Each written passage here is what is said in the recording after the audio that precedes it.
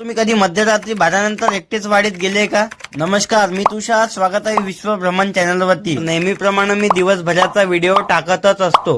तर आज इच्छा झाली की रात्रीचा व्हिडिओ टाकावा म्हणून तर निघालो वाडीत जायला. पण गाडीत पाहिलं तर पेट्रोल नव्हतं. मग पेट्रोल पंपवर गेलो, पेट्रोल भरलं आणि लगेच निघालो वाडीत जायला. दिवसभर नव्हती लाईन, म्हणूनच रात्री गहू ओलवायचं ठरवलं.